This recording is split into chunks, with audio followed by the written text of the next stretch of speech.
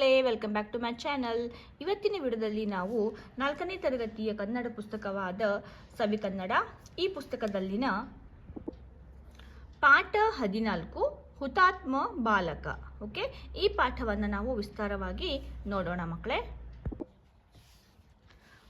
ಭಾರತ ಮಾತೆಯ ಬಿಡುಗಡೆಗಾಗಿ ಬ್ರಿಟಿಷರ ವಿರುದ್ಧ ಹೋರಾಟ ಮಾಡಿ ಅನೇಕ ಜನ ಪ್ರಾಣಾರ್ಪಣೆ ಮಾಡಿದ್ದಾರೆ. ಅಂತಹ ಮಹಾನ್ ತ್ಯಾಗ ಮಾಡಿದವರಲ್ಲಿ ಹುಬ್ಬಳ್ಳಿಯ ಲ್ಯಾಮಿಂಗ್ಟನ್ ಪ್ರೌಢಶಾಲೆಯ 13 ವರ್ಷದ ವಿದ್ಯಾರ್ಥಿ ನಾರಾಯಣ್ ಮಹಾದೇವ್ ಧೋನಿಯು ಒಬ್ಬ.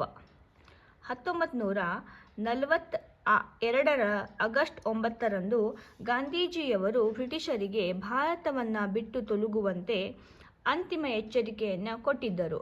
ಇಡೀ ದೇಶವು ಭಾರತದ ನಿರಂಕುಶ ಆಡಳಿತದ ವಿರುದ್ಧ ಕುದಿಯುವ ಜ್ವಾಲಾಮುಖಿಯಂತೆ ಸಿಡಿದೆದ್ದಿತ್ತು.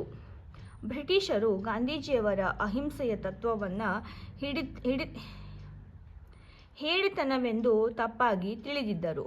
1942 ಆಗಸ್ಟ್ 15 ಹುಬ್ಬಳ್ಳಿಯ ಜನತೆಗೆ ಒಂದು ಅತ್ಯಂತ ಪ್ರಮುಖ ದಿನವಾಗಿತ್ತು. ನಗರದ ಉದ್ದಗಲಕ್ಕೂ ಸ್ವಾತಂತ್ರ್ಯ ಹೋರಾಟಗಾರರ ಮೆರವಣಿಗೆಗೆ ಸಿದ್ಧತೆ ನಡೆದಿತ್ತು. ಭಾರತವನ್ನು ಬಿಟ್ಟು ತೊಲಗಿ ಎಂಬ ಘೋಷಣೆಗಳ ಫಲಕಗಳು ಎಲ್ಲರ ಕೈಯಲ್ಲಿದ್ದವು. ಸಾಮರಸ್ಯದ ಮಂತ್ರ ವಂದೇ ಮಾತರಂ ಎಲ್ಲರ ಬಾಯಲ್ಲೂ ಹರಿದಾಡುತ್ತಿತ್ತು. ಭಾರತ ಮಾತಾ ಕಿ ಜೈ, ಬ್ರಿಟಿಷರೇ ಭಾರತ ಬಿಟ್ಟು ತೊಲಗಿ, ಚಲೆ ಜಾವ್ ಘೋಷಣೆಗಳೊಂದಿಗೆ ಸಾವಿರಾರು ಜನರು ಹುಬ್ಬಳ್ಳಿಯ ಹೃದಯ ಭಾಗದಂತಿರುವ ದುರ್ಗದ ಬಯಲು ಚೌಕದಲ್ಲಿ ಸೇರಿದ್ದರು. ಬಾಲಕ ನಾರಾಯಣ ಅಂದು ಮುಂಜಾನೆ ಬೇಗನೆ ಎದ್ದು ಸ್ನಾನ ಮಾಡಿ ಕೈಯಲ್ಲೇ ನೇಯ್ದ ಖಾದಿ ಚಡ್ಡಿ, ಅಂಗಿ ಮತ್ತು ಗಾಂಧಿ ಟೋಪಿಯನ್ನು ಧರಿಸಿದ. ಮನೆಯ ಬೀರುವಿನಲ್ಲಿದ್ದ ತ್ರಿವರ್ಣ ಧ್ವಜವನ್ನು ಹೊರತೆಗೆದ. ಬೊಂಬಿಗೆ ಧ್ವಜವನ್ನು ಕಟ್ಟಿ ಅಮ್ಮ ಎಂದು ಜೋರಾಗಿ ಕೂಗಿದ. ನಿದ್ದೆಯಿಂದ ಎದ್ದ ತಾಯಿ ಮಗನನ್ನು ನೋಡಿ ಆಶ್ಚರ್ಯದಿಂದ, ಎಲ್ಲಿಗೆ ಹೋಗುತ್ತಿರುವೆ ಮಗು ಎಂದು ಕೇಳಿದಳು. ಅಮ್ಮ, ಬ್ರಿಟಿಷರ ವಿರುದ್ಧ ಪ್ರತಿಭಟನಾ ಮೆರವಣಿಗೆ ನಡೆಯುತ್ತಿದೆ, ಅದನ್ನು ಕೂಡಿಕೊಳ್ಳಲು ನಾನು ಹೋಗುತ್ತಿದ್ದೇನೆ ಎಂದ ನಾರಾಯಣ. ಬಾಲಕ ನಾರಾಯಣನ ಕಣ್ಣಿನಲ್ಲಿ ಅಪೂರ್ವ ಕಾಂತಿ ಇತ್ತು. ಮಗು, ನೀನು ಇನ್ನೂ ಕಿರಿಯವ, ದೊಡ್ಡವರ ಮೆರವಣಿಗೆಯಲ್ಲಿ ನೀನು ಹೇಗೆ ಸೇರಲು ಸಾಧ್ಯ ಎಂದು ದುಗುಡದಿಂದ ತಾಯಿ ಕೇಳಿದಳು. ಅದಕ್ಕೆ ಅವನು, ಅಮ್ಮ, ಹಿರಿಯರು ಮತ್ತು ಕಿರಿಯರು ಎನ್ನುವುದು ಮುಖ್ಯವಲ್ಲ, ಭಾರತ ಮಾತೆಯ ಸೇವೆಯನ್ನು ಹೇಗೆ ಮಾಡುತ್ತೇವೆ ಎನ್ನುವುದೇ ಮುಖ್ಯ ಎಂದನು. ಮಗನ ಈ ರೀತಿಯ ಮಾತುಗಳನ್ನು ಕೇಳಿ ತಾಯಿ ಅಚ್ಚರಿಗೊಂಡಳು. ಅವನ ಹಣೆಗೆ ಪ್ರೀತಿಯಿಂದ ಮುತ್ತಿಟ್ಟು, ದೇವರು ನಿನಗೆ ಒಳ್ಳೆಯದನ್ನು ಮಾಡಲಿ ಎಂದು ಹರಿಸಿ ಕಳುಹಿಸಿಕೊಟ್ಟಳು. ದುರ್ಗದ ಬಯಲಿನಲ್ಲಿ ಸೇರಿದ್ದ ಜನರನ್ನ ನಾರಾಯಣನು ಸೇರಿಕೊಂಡನು. ಮಿಂಚಿನ ಕಣ್ಣಿನ ಚತುರ ಹುಡುಗನ ಆಗಮನ ಎಲ್ಲರನ್ನ ಆಕರ್ಷಿಸಿತು.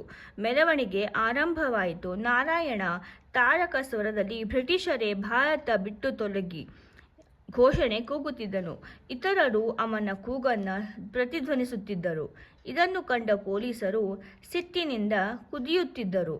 ಹೋರಾಟಕ್ಕೆ ಪ್ರತಿಯಾಗಿ ಸಿಕ್ಕವರನ್ನ ತದುಕುತ್ತಿದ್ದರು. ಇದ್ದಕ್ಕಿದ್ದಂತೆ ಗಾಳಿಯಲ್ಲಿ ಗುಂಡು ಹಾರಿಸತೊಡಗಿದರು. ಅಪಾಯದ ಸುಳಿವನ್ನು ಕಂಡ ಕೆಲವರು ಜೀವ ಉಳಿಸಿಕೊಳ್ಳಲು ಓಡತೊಡಗಿದರು. ಎಳೆಯ ಬಾಲಕ ನಾರಾಯಣ ಘೋಷಣೆ ಕೂಗುತ್ತಲೇ ಇದ್ದ.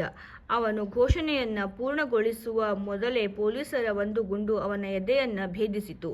ಗಾಯಗೊಂಡು ರಕ್ತದಲ್ಲಿ ತೋಯ್ದು ನಾರಾಯಣ ನೆಲಕ್ಕುರುಳಿದನು. ತಕ್ಷಣ ಅವನನ್ನು ಆಸ್ಪತ್ರೆಗೆ ಸೇರಿಸಲಾಯಿತು.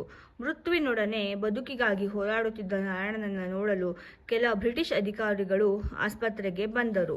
ಆಂಗ್ಲ ಅಧಿಕಾರಿಯೊಬ್ಬ ನಿನಗೆ ಏನು ಬೇಕು ಎಂದು ಕೇಳಿದ.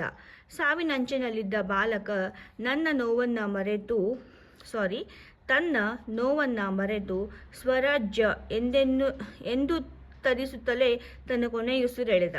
ಸಾವಿನ ಸಮ್ಮುಖದಲ್ಲಿ ಎಂಥ ಅಪ್ರತಿಮ ಧೈರ್ಯ!